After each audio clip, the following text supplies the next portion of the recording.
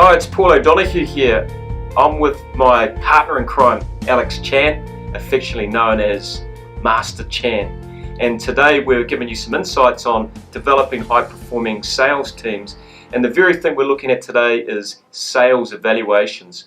So, Alex, when it comes time to developing sales organizations, why would you evaluate your team? Well, there's a lot of reasons. Firstly, I think that one of the problems is that sales is viewed as kind of like a soft skill. Because we're dealing with people, we have to just look for our gut feeling, and hopefully if we just form good relationships with them, everything's going to be okay. So there's no precise science to the way a lot of people approach this. So to answer your question, to evaluate our team, that will add science to the equation so we can make an informed decision rather than just guesswork. Right, because I guess guessing isn't a good strategy when it comes to developing high-performing organizations. No, it's not, not recommended. I mean, how many times have we seen people who have made mistakes where they just try to go through a process of elimination, and in the process they miss out on many opportunities, waste a lot of time, pay people to get no results. That's real guesswork, getting nowhere, and it's costing them every day that it's not getting them anywhere. So if you were to provide sales development for an organization, and most CEOs that have growth on their mind would be thinking, first and foremost, their tendency is to lead to train the sales team when the team aren't performing. But what are the other things like, a growth-minded CEO would need to consider over and above just people? Well, first thing I want to say is that I've got to do myself out of a job nearly because I'm supposed to be the head of learning, right? Yeah. But if CEOs just go and chuck a course at everybody, well, that's not going to work. Right. It doesn't work. Why? Because a lot of research has shown that just throwing a course at people will only account for 10% of behavioural change, and that's neither here nor there, I'm sure you will agree. So you mean when you go to a workshop, like if it's a 1 or 2 day, you only retain 10% of that knowledge? That's right, and at the very best you can hope to apply maybe 10% of that knowledge. It's not really a very clever way or a very well thought out way of approaching developing our sales team and our sales performance. So what else is required? Well, training is part of it. There's no doubt about that. But there are other components as well, such as what is the sales strategy? What is the leadership like? How do people go about recruiting? What about mindset? A lot of research has shown that 80% of our sales effectiveness actually comes down to our attitude, our mindset. Yeah, fully believe that. Yeah. What insights have you found out with your experience, though? Well, absolutely. When it comes down to developing people, often it can be the sales manager that's holding the organisation back from being effective. How many times have we seen sales managers promoted because they were the best salesperson, but when it comes time to management, they don't have all the skills and capabilities. It's the old adage that the best player doesn't always make the best coach. Yes, and indeed they might have been the best salesperson, but they may not necessarily know how to manage. They may not necessarily know how to lead. It doesn't mean that they can't, but it's something we do need to take a look at.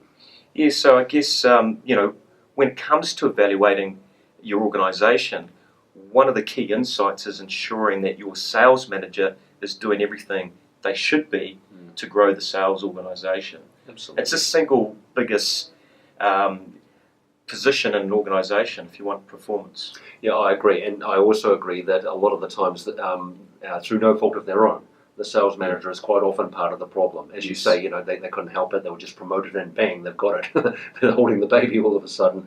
But that's precisely why, to answer your first question, why evaluating is so important, because it gives us real clear laser focus on where to target development of both the organisation and the sales manager, and also, of course, the salespeople as well. I liken it to taking an X-ray when you go to A&E. You can't just prescribe a course of surgery or of drugs without firstly doing a diagnostic. And that X-ray will help us to find exactly where the problem is, and then we'll know what to do. And that evaluation is just like that. So by evaluating, you're making more intelligent decisions as to what the bedrock of the problem is. So getting to the root cause of it, would you say that? Yeah, it does help you to get to the root cause, bedrock, as you say. You can just pinpoint exactly where the strengths are. Right. You can pinpoint exactly where the weaknesses are. And in both cases, that will give you some guidance on where you need to develop either the whole organisation or also the individuals as well. So when you have this data in your hands, would it be fair to say that you're able to make more intelligent decisions as to how to effectively grow your sales organisation? If you have the right evaluation. If you have the right evaluation. Yeah. We'll get on to the right evaluation in a minute, but what about your return on investment, versus blanket training or just train the salespeople, or really wrapping science by understanding your sales force and honing in on the things that really need development. So can you talk to me about the ROI? On training versus training evaluation. versus blanket approach to wrapping science and knowing. Okay, well, we tend to find anecdotally that when people just throw a course at the problem, which as opposed to an X-ray is like a sticking plaster, of course, you might be able to hope for a brief spike in performance. Right. And you might get your ROI from that, you might not. But then what tends to happen is we, as humans, tend to return to our innate behaviour if it's not been embedded. And especially when the pressure comes on, our go-to place is our natural behaviour, isn't it? So you see this wee spike in performance, people get all enthusiastic after a course, and then bang, it goes down again after a fairly short period. So the answer to your question is you might get an ROI, you might not. And if you do, it's not sustained. Whereas if you wrap some science around the whole thing, which is the other half of your question, it's sustainable, it gets to the root of the issues, Right. And based on that, you can target a long-term development program. So the answer to your question is the ROI is far, far stronger over a period of time. Okay, well, we touched on evaluation tools, and we've both been experienced on the types of evaluation tools that you can use. Yeah, putting science behind it. I guess the question the audience would probably want to know is what type of evaluation tools are out there, what should they be using. I guess there's a lot of tools out there. Have you got any insights there, or? Yeah, well, look, there's a lot of psychometric tools. Yeah. A lot of people get personality profiles, behavioural profiles. All of us have been disc profiled, for example, and that's a really good evaluation tool. But look, I actually prefer one that has been global, and which we've actually been a part of. Yes. And no bias there. About. No. Well, probably biased now, but only because it was sold to me on the basis of the results that it gets. And this is by the Objective Management Group, otherwise known as OMG. Yep. Now, OMG, as you know, Paul, and for the benefit of our listeners, they've evaluated north of 1.3 million people over the last 3 decades. Now, I think that's a sufficiently big sample size to be deemed scientific. Would you agree? Yeah, absolutely. That would be considered the biggest research project in the history of selling. I would say so as well. Yeah. And I think, what's the latest number? Over 100,000 sales managers as well? Yeah, well over 100,000 sales managers and over 15,000 sales organisations. And we've been a big part of that for over the last 13 years. So this is so what you're saying is we've been part of this global research project. Yeah, we've been doing it for 13 years plus. Globally, it's been going on for 30 years, and it keeps on going. Yeah. Maybe you'd like to share some other insights that you've found on the significance of this particular method of evaluation. Well, I like the fact that it cuts to the chase. It eliminates guesswork, because guessing isn't a strategy. And it's a benchmark against so many companies globally that we've got the industry norm. So if you're ever wondering how effective you are as a sales organisation, we have the insights, we have the data that can compare you with thousands and thousands of other companies that have gone through this process. It's the benchmarking that I find very exciting. And it's accurate for us. It pinpoints where the issues are, and we can provide a solution around those problems that we evaluate for. So in my humble opinion, it saves a lot of money on going through a process of elimination and guessing, because sales at the end of the day, it's complex. You've got lots of cogs and wheels that make the sales machine, so to speak, and it's knowing which one to tweak, which one's broken. So and a sales analysis tool will be able to help you identify what part of your sales machine is broken, what's holding you back from growth, and helps you make more intelligent decisions as to where to spend your money and your time. Okay, well, look, here's a question for you. If you were evaluating your team, say if you're a sales manager, would you be looking for their sales competencies, or are there other things that you might want to consider other than just their skill set? Well, the things that you want to consider, competencies, like there are sales evaluation tools out there that check just for capability. And that's good, but it doesn't tell you whether someone will execute on those skills out in the field. So things that can get away, you might know, like for example, if you evaluated me and I was 100% prospecting skills, does that mean I'll actually get on the phone and prospect? We can teach people 1,000 ways to prospect, but they don't necessarily pick up that phone. So I guess the question is well, what holds a person back? So having a tool that really understands whether someone has the willingness to sell, in other words, that applied learning, will they execute it out in the field, or do they lack the motivation and the will and the commitment to actually do that? So that's one piece of the puzzle. So you're talking about motivation. Yep. You're talking about the willingness to sell. Are we talking about a mindset issue here? Absolutely. 100%. As opposed to skill set. Yes. So there's mindset, there's skill set. The other part of mindset that you want to consider are psychological things that would hold them back. So I might have the willingness to sell, I might have the skills, but there could be some psychological barriers I may suffer from, which will disadvantage me from picking up the phone and making those tough calls.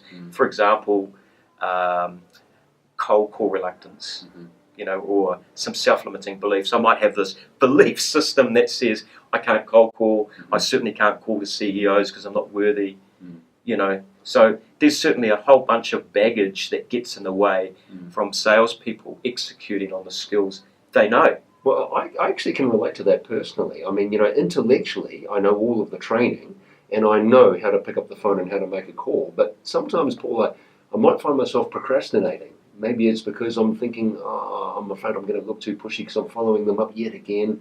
That's an example of a mindset issue, isn't it? That is, and how many managers would miss that? If they didn't evaluate you, if we didn't evaluate you, we could send you on prospecting course after prospecting course, hoping at some stage you'd pick up the phone.